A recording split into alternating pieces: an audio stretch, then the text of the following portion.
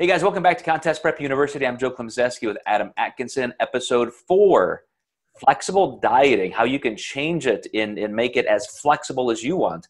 I wanted to talk about the entire impetus for this series was a question I got from a client literally just last night, Adam, and I was considering helping this client who said, well, here's where I want my macros. What do you think? And I said, well, I would actually shift. I would, you have this much protein and this much carbs. I think it should be the other way around. But they were within about 20 of each other. It was 140 grams of this, 120 of that. And I said, why don't we make it, you got 120 here, 140 here. Why don't we make it 120 to 140 and 120 to 140?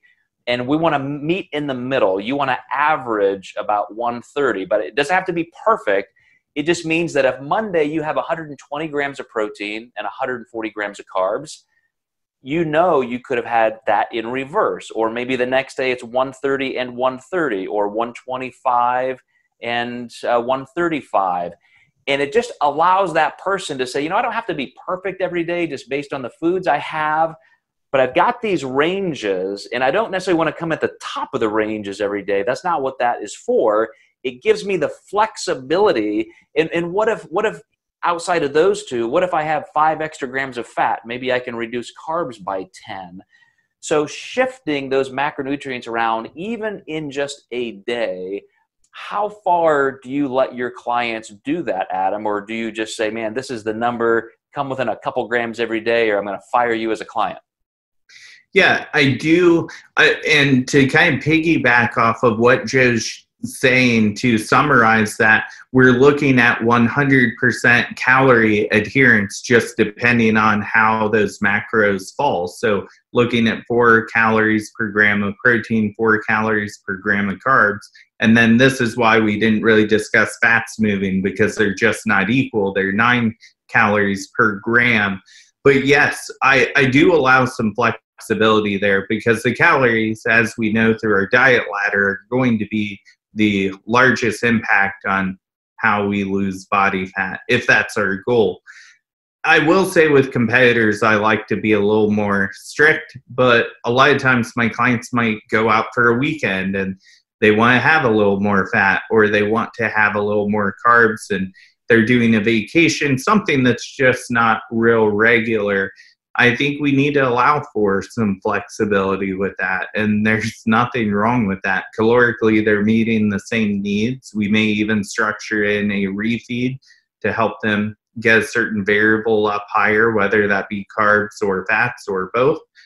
It can definitely be swung, and you can still come to the stage shredded that way as well. Mm-hmm. Yeah, and I would say having a 20-gram budget of flexibility there is the most I would do for a competitor. That's a pretty wide margin, but in reality, when you're talking about 120 to 140 grams, you're still looking at only about 15% of a change. And so, you might tighten that up within 10 grams, but it still allows them to feel like, well, if I was 5 grams over or 10 grams over here, I didn't blow it. I wasn't wrong or doing something inaccurate. You're just allowing that shift. And I would even say day to day, you can do that. So what if your client, Adam, is 25 grams over on carbs today, or 10 grams over on fat? Would you say it's okay for the next day to try and make up for it, try and come in about 25 grams less, and so we're still getting that same weekly budget of food?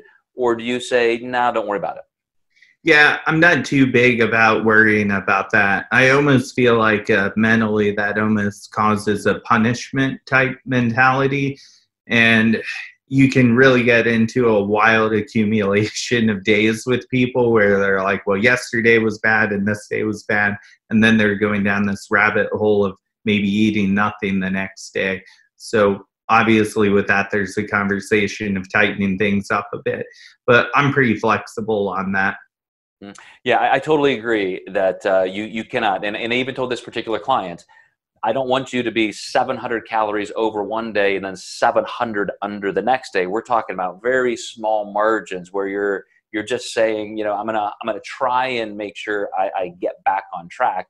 But I would agree, if that was out of just sheer hunger, there may be a bigger issue and the macros actually need to be adjusted. But that all comes out with the analytics of how the week actually went. So we're gonna continue this conversation in our fifth and final episode of the series, and we're gonna tie in that exact point. How much intuitive eating can you really use and still stay on track?